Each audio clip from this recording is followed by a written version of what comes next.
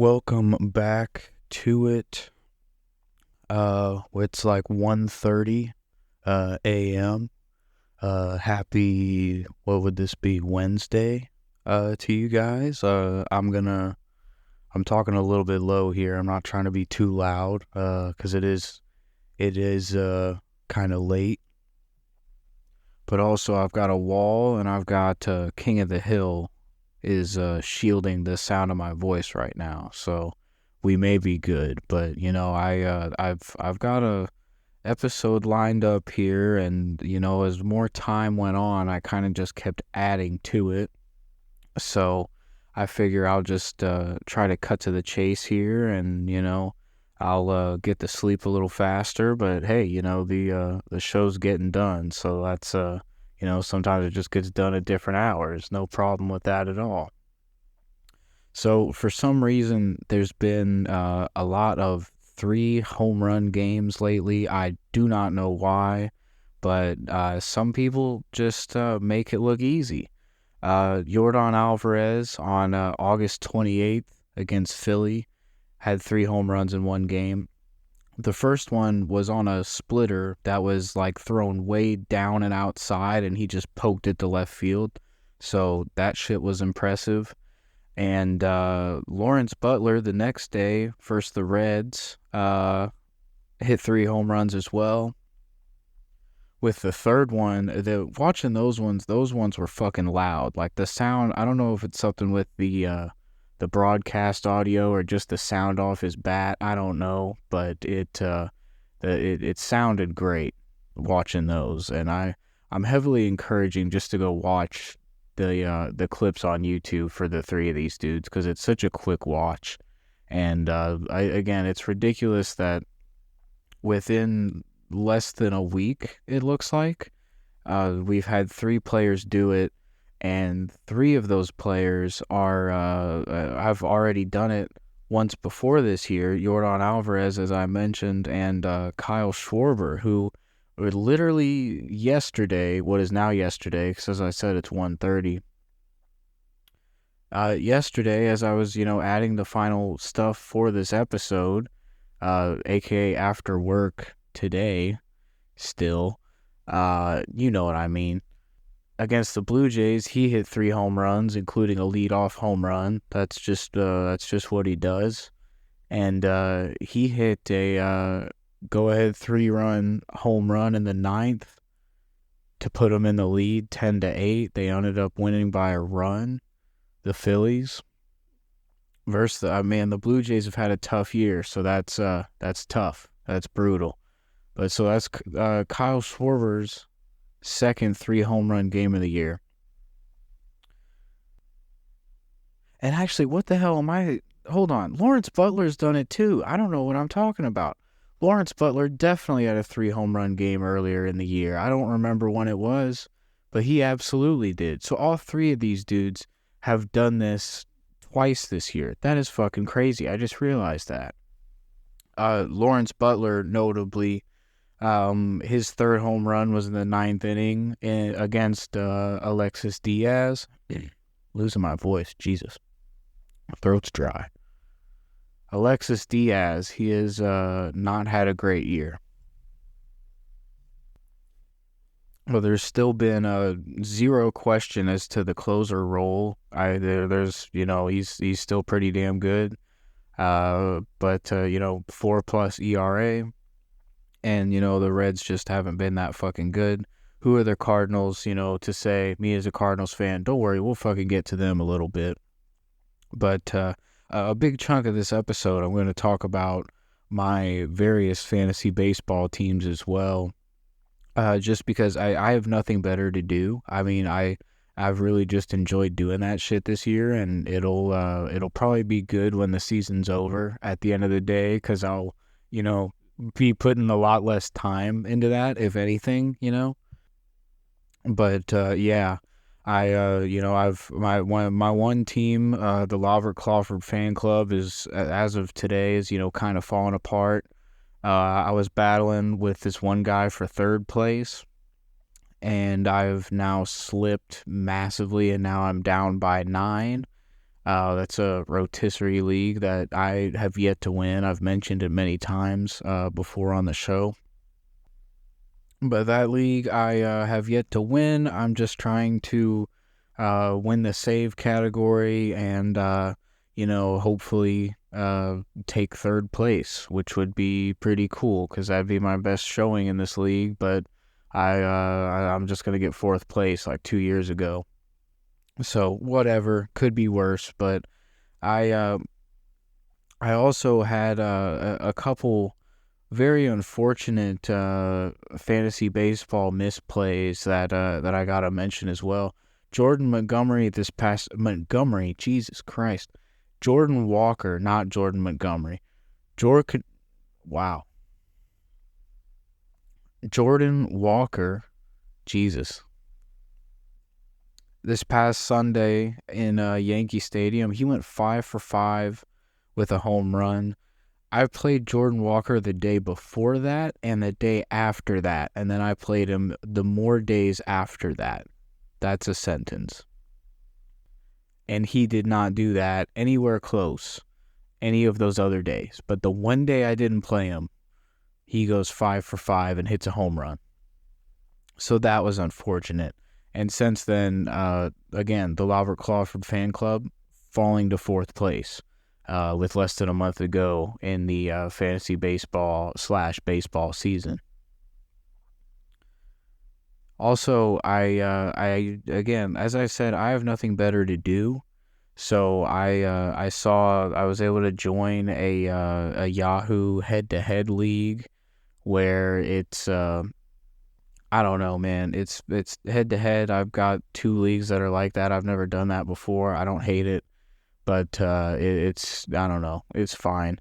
My team is not that great. I inherited a 8-12 team that is now 8-13.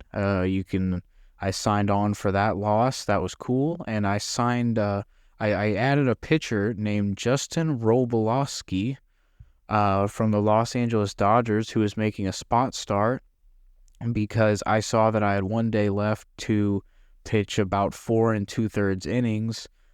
Otherwise, my pitching stats would be disqualified for the week. So I'm like, oh shit, I don't have any starters pitching tomorrow. I need to fix that.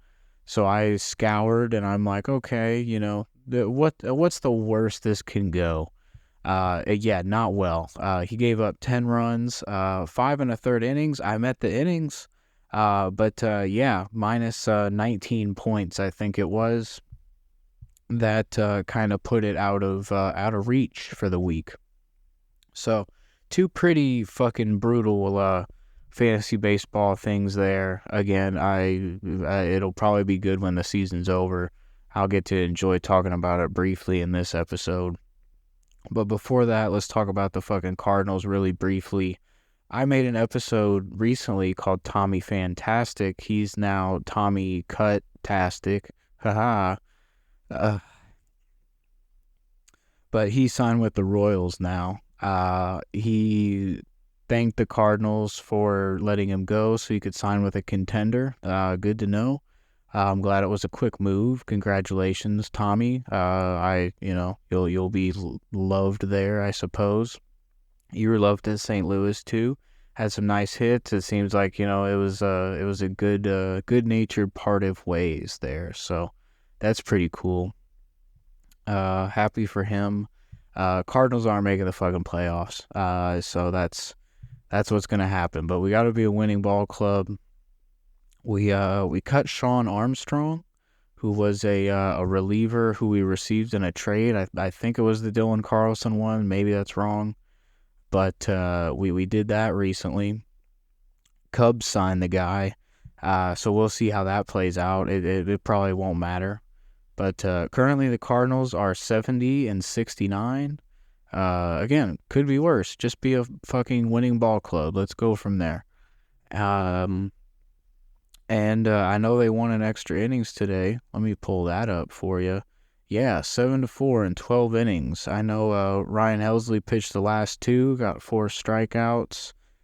He helped the Robert Crawford fan club. Thank you very much. Oh, I I saw Michael Ciani is back. He's back from injury. And I saw that, unfortunately, there is a 138 game cutoff at this point in the season where you would have to play in, and I think that many game. What is it? No, that's the game number. And then there's an inning amount that I didn't write down. But Ciani missed the inning amount by 2 innings. And he just now came back. And it's at the 138 game point of the season. I said that right. So that fucking blows. He had a real shot at that. He's been pretty solid out there. I saw he's like hitting 253 or something. That's pretty fucking good in today's MLB. It's not too bad. Very, very serviceable player. Fun to watch. I ran out of water and I don't want to get up. So I'm going to run through real quick how my fantasy teams are doing. Doing it in this episode prevents me from doing this in an entire episode, which, I still might do. We'll see if that ends up happening or not. Who the hell knows? But, yeah, I'll run through it real quick. The Robert Crawford fan club, as I said, in 4th place. Big struggling. The Bullpen League, if you've been listening to that, we'll have a new episode of that out this week as well. I'm not sure exactly when, but it'll be this week sometime. I just got to pick a night to note of everything once all the games are done, and then just record and then put her out there. So I'll pick a day to do that. Random ESPN. Oh, no, I didn't even say where I was in the Bullpen League. My team's in 3rd place. Jared's still in 1st place. I can tell you that much. And then, the details of, what the fuck else is going on. You can refer to the new Bullpen episode coming up whenever. There you go. Great promo, Adam. I got 2 random ESPN leagues. There's a Roto League that's, it's like rotisserie scoring. You can Google that. I'm sorry, I don't feel like explaining it. That's in 4th place. I wrote down shitty pitching, and I'm down by like 3 points in the standings. The Phantom Moose. I guess I should say these team names. So I've got that team I just said was Team Moose, like Team Moose, not Team Moose. Team Moose. And then we got the Phantom Moose, which is in 3rd place. We got a moose theme. I'm a fan of the animal. The YouTube channel is Moose Media now. It's a good time. So we got Team Moose in 4th place, shitty pitching. The Phantom Moose in 3rd place, which is like a season categories league. I've never done one of those before, but 3rd place isn't too bad. I'm too far from 1st and 2nd, and 4th is too far from me. So I'm not complaining.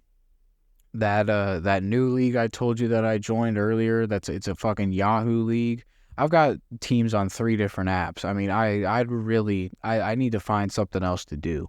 But, here I am just talking about it, whatever. I inherited a shitty 8-12 team, now 8-13. I'm in 8th place. That one you get to keep 2 players, which is fun, I guess. So that'll be fun. That was an incentive to this. I haven't been in a keeper league yet. So, I mean, at least each of these leagues have something different about them. But, and then also I joined a weirder one, believe it or not, where it was like 14 teams and I finished in 13th. And then at a certain point, they cut teams out. They cut out the shittiest teams and their players become free agents. And then you bid on them. It was fucking nuts. I had to rebuild the team immediately, and I fought like hell to not be one of the first 2 teams, but I was dog shit and got cut. So, yeah, I did that too. Again, I've had nothing else better to do. It's been a fun way to, keep up with the baseball season, and I'll probably do it a little bit less next year, and, just have like a handful, of leagues. Maybe I'm just more invested in. I don't know, man, but whatever. It was fun to. I'm not gonna win any of them. That's the fucked up part. Oh wait, no, I forgot. There's one that will win. There's one that can do it. There's a random ESPN league that I have. This will wrap it up here. It's called Team I'm in the Car. Ooh, yeah. When we were driving out to LA, I did a fantasy draft in the car, and it took forever to get enough people in that league. But that one is a head-to-head points league, and I'm currently 7-1 in first place. So I've got the number 1 seed for the playoffs. And on that team, I've got Aaron fucking Judge and Shohei Ohtani. So that one has a chance to get first place. The team that I drafted in the middle of the season in the car ride, the most uncomfortable car ride of my life, because we were cramped in there with all of our shit, and, you know, my ass was hurting, my legs was hurting, my legs were hurting, everything was fucking hurting. But I drafted that fantasy team, and it's been a fucking winner so far. So that one was at the very top of my list here. I didn't even see it. So yeah, that's where my fantasy teams are at. A few random things wrapping up. The Pirates blew a fucking 10-3 lead on the 28th to the Cubs. They ended up losing 14-10. That sucks. I think the probability on that was something crazy. I don't remember what it was, but that was literally the first time that had ever happened with that lead in the 7th inning. I'm pretty sure that was the first time that had ever happened. So that's pretty fucking crazy. First Italian-born Major League player, Sam Algieri, I believe is how you say it, made his debut, I believe, for the Angels. And the Royals had 2 players get injured on one play on a comebacker that Lucas Ursig, the Royals pitcher, kind of a batter hit it right back to the pitcher, call it a comebacker, I guess, and he tried to field it with his bare hand, bounced off his hand, injured his hand, and then he threw it to Vinny Pasquantino at first base, who then injured his thumb trying to catch it because I think he kind of hit the runner. I don't know. Nothing good happened. They both got hurt. Lucas Ursig missed a few days, but Pasquantino's missing the rest of the year. He broke his fucking thumb, I believe. And Ursig pitched this past yesterday now, and he did not do well and gave up a bunch of runs. And he was also on the Robert Crawford fan club. So this is kind of coming full circle, I suppose. Oh, and you know who else was on the Robert Crawford fan club? Vinny Pasquantino, now that I think about it. I was playing him in the utility spot because I have Bryce Harper on that team too. And he was getting a lot of RBIs. So, yeah, that's making a lot of fucking sense now. I might do stand-up sometime soon. I kind of just kept thinking about it. It's been in the back of the head for a while, so I think I might just be saying fuck it and getting back out there and doing it. Could very realistically go terribly, but either way, it'll be fun to talk about on here, whatever.